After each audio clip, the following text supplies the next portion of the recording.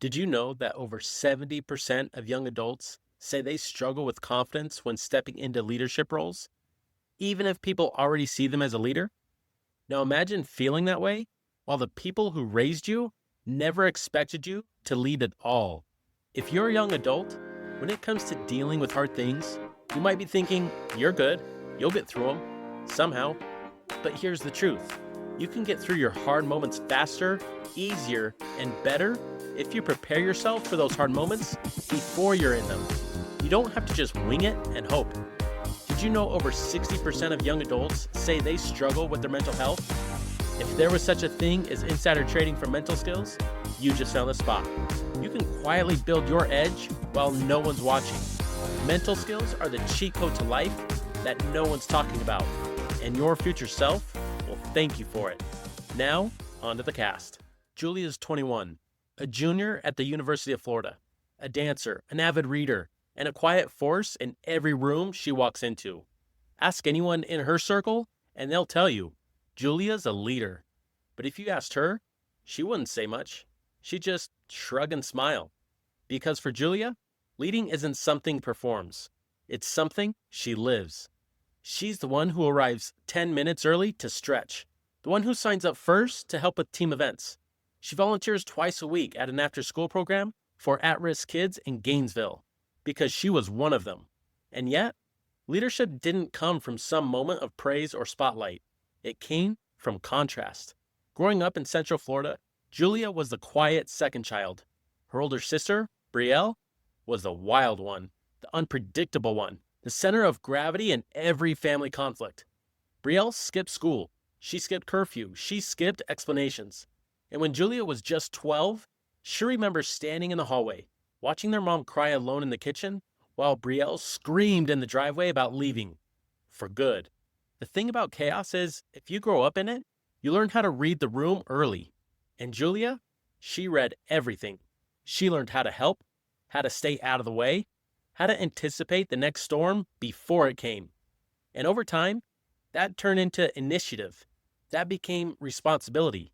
That turned into leadership. But it didn't always feel strong. It felt heavy. Because while people praised Julia for being so mature for her age, she was really just trying to not fall apart like her sister.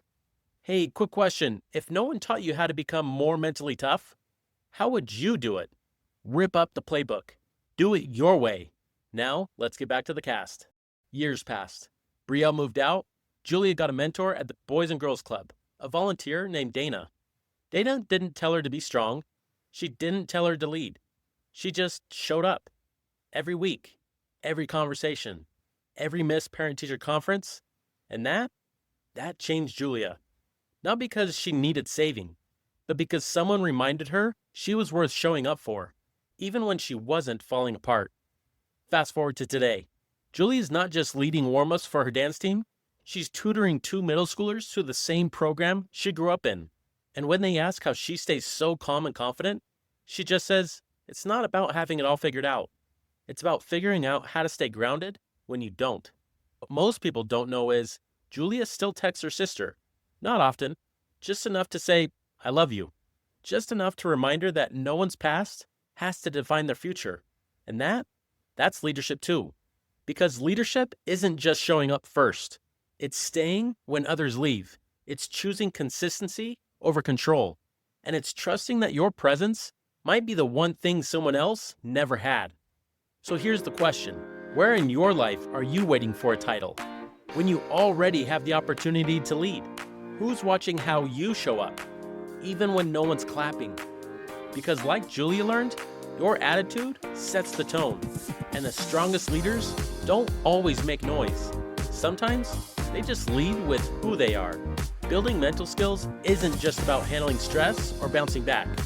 It's about creating a solid foundation for a fulfilling life.